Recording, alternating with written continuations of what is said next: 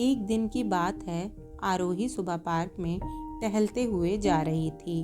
तभी उसे एक रोती हुई बच्ची मिली।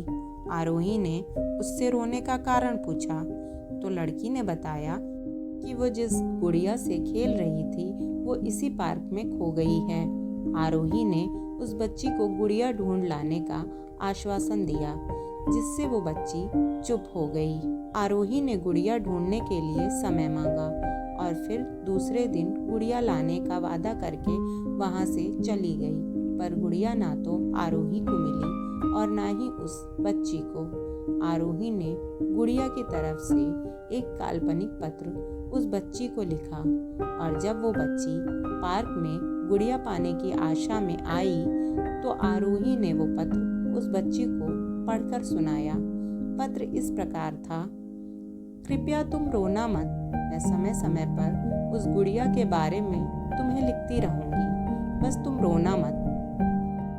अब आरोही रोज उस खोई हुई गुड़िया की तरफ से काल्पनिक पत्र लिखने लगी और लगभग रोज ही उस बच्ची को पढ़कर सुनाती, जो कि यात्रा का काल्पनिक वर्णन हुआ करता था। आरोही ने इस काल्पनिक लेकिन रोचक वर्णन से उस बच्ची को रोने नहीं दिया। वो खुशी खुशी अपनी गुड़िया की घुमक्कड़ी के किस्से सुनने लगी। वो अब खुश रहने लगी। एक दिन जब काफी कहानियां हो गईं, तो आरोही ने एक दूसरी गुड़िया उस बच्ची को लाकर दी। जाहिर है वो गुड़िया बदली हुई थी। उस बच्ची को अपनी खोई हुई पुरानी गुड़िया जैसे नई लगी। वो आरोही की ओर देखने लगी। आरोही अनजान बनते हुए गुड़िया में चिपकी एक चिट को निकालकर पढ़ने लगी। उसमें लिखा हुआ था, ये मैं ही हूँ, तुम्हारी वाली गुड़िया जो पार्क में खो गई थी। दुनिया भर की लंबी यात्रा की वजह से मैं थोड़ी बदल गई हूँ।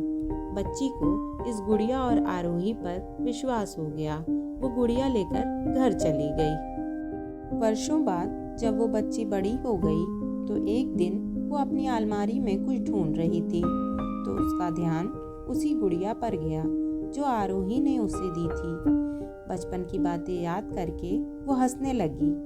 उसे सब याद आ चुका था कि आरोही ने कैसे उसका मन रखा। उसे उस गुड़िया पर फिर प्यार आने लगा। वो उसे बड़े गौर से देखने लगी। तभी उसकी नज़र गुड़िया की फ्रॉक की आस्तीन में छुपे एक छोटे पत्र पे गई। उसने बड़ी व्याकुलता से वो पत्र निकाला और पढ़ने लगी।